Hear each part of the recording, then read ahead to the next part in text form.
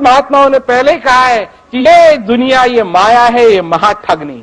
ठग ठग यही ठग करता है, थोड़ा देता है, ज्यादा ले जाता है।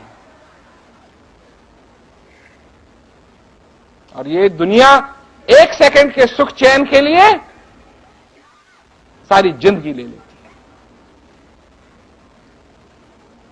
और जब मनुष्य देख नहीं पाता है ठीक ढंग से, सुन नहीं पाता है ठीक ढंग से, तब उसको कहती है अब तुम रिटायर्ड हो गए, रिटायर्ड, जाओ जाओ, अब तुम भगवान की खोज करो। जब चल नहीं सकते हैं तब भगवान की खोज करो, जब सुन नहीं सकते हैं तब भगवान की खोज करो, क्योंकि अब तुमको निचोड़ लिया सारा।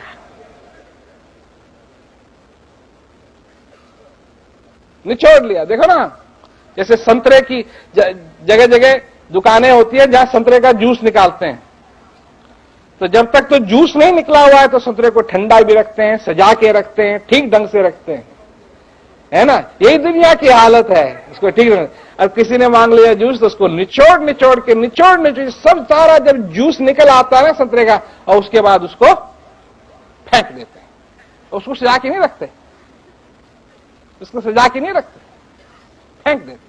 वैसे ही मनुष्य के साथ भी हाल होता है। जब तक तो ये जोश है जीवन का, तब तक तो सजा धजा के रखते हैं जी, अब तुम्हारी ये भी हो जाएगा, तुम्हारा ये भी हो जाएगा, अब तुम्हारा प्रमोशन भी हो जाएगा, तुम्हारा ये भी हो जाएगा, तुम्हारा वो भी हो जाएगा। और जब सब कुछ नहीं रहता है, प्रमोशन नहीं, अब रिटायरमेंट, जाओ छुट्टी तुम्हारी, अब ढूंढो भगवान को। और सबके साथ ये होता है। परंतु जहां ज्ञान की चर्चा है वहां यह हालत नहीं, क्योंकि ज्ञान के लिए, उस आनंद के लिए तुमको कभी रिटायर नहीं होना पड़ेगा, कभी रिटायर नहीं होना पड़ेगा, वो हमेशा तुम्हारे साथ। चाहे तुम्हारी कुछ भी उम्र हो, कैसी भी उम्र हो, कैसे भी तुम हो। जिन्हें कहा ना कि मैं पढ़ा लिखा नहीं हूं, क्या बात है, ये पढ़ा लिखा है, कोई पढ़ा लिखा नहीं है, कोई इसमें ये नहीं है कि तुम पढ़े लिखे हो तो तुमको नहीं मिलेगा, या तुम पढ़े लिखे नहीं हो इसलिए तुमको मिलेगा या नहीं मिलेगा ना। सबके लिए सम, कोई भेदभाव नहीं है इसमें। परंतु ये बात याद रखना कि अगर जो वैराग्य होना है संसार के अंदर, वो बिना ज्ञान के नहीं हो सकता है, असली वैराग्य। इसका यह मतलब नहीं कि तुम अपने बाल बच्चों को छोड़ दोगे ना, इसका यह मतलब नहीं कि तुम अपनी बीवी को छोड़ दोगे ना। वो वैराग्य तो पहले होना चाहिए था, शादी होने से पहले होना चाहिए, वो नहीं हुआ, कोई बात नहीं। वो तो जो अंदर के जो अवगुण हैं उनसे छुटकारा पाना है, उनसे वैराग्य होना चाहिए। और वो अगर हो गया तो गांव ही वेद पुराण, ये सब यूनानिमसली कह रहे हैं, गांव ही वेद पुराण, क्या कि सुख की लहर हरि भक्ति, तब तुम भक्ति कर पाओगे, तब तुम भक्ति कर पाओगे। और जब तुम हर की भक्ति कर पाओगे तब तुम्हारे अंदर क्या होगा, सुख होगा, सुख। तब तुम सुख को समझ पाओगे, तब तुम अपना जीवन सफल कर पाओगे। बाहर तो सब कुछ बदलता रहेगा, बदलता है, ये तो इसकी प्रकृति है, कहीं कुछ होगा, कहीं कुछ होगा, कहीं कुछ होगा, कहीं कुछ होगा। अब ये घोर कलयुग है ना, तो यहां तो अगर झूठ बोलो तो माला पहनाएंगे।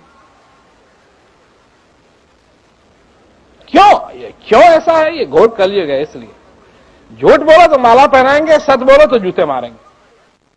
होना चाहिए कि अगर तुम बोलो सच तुमको माला पहनाएं, और अगर तुम बोलो झूठ तो तुमको 2 जूते मारें। परंतु ये कलयुग होने की वजह से यहां उल्टा होता है, उल्टा।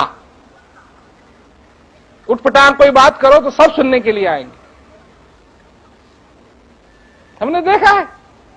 उठपटांग बात हो रही है, उठपटांग बात हो रही है, उठपटांग बात, सब लोग आ रखे हैं। सत्य की बात हो रही हो। हमारे पास टाइम नहीं है, टाइम नहीं। हम लोगों से कहते हैं अरे बैठ करके भजन अभ्यास करो, कम से कम 1 घंटा भजन अभ्यास करो। टाइम नहीं।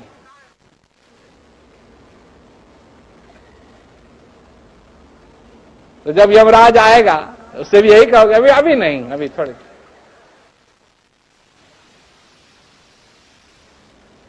गुरु बिन कौन छुड़ावे, यम ने बांह पकड़ी। वो पकड़ी क्या, वो तुमको मालूम नहीं है, उसने पहले ही पकड़ रखी है। तुम जहां भी भाग रहे हो, तुम जो सोचते हो कि मैं उधर भाग गया, मैं उधर भाग गया, मैं उधर भाग गया ना, उसने तो पहले से जब तुम पैदा हुए तो उसने अपना जो है ना फंदा पहले ही डाल दिया। अब उसको जब कसने की जरूरत है, और एक दिन आएगा जब वो कसा जाए। गुरु बिन कौन छुड़ावे, यम ने बांह पकड़ी। गुरु महाराज जी हैं अपने ज्ञान से, अपने सत्संग से, अपनी दया से यही समझा करके कि तुम पहले ही अपनी झोली सारी भर लो, अपनी झोली सारी भर लो, और अगर तुम्हारी झोली भर गई तो फिर तुमको किसी चीज की कमी नहीं रह जाएगी।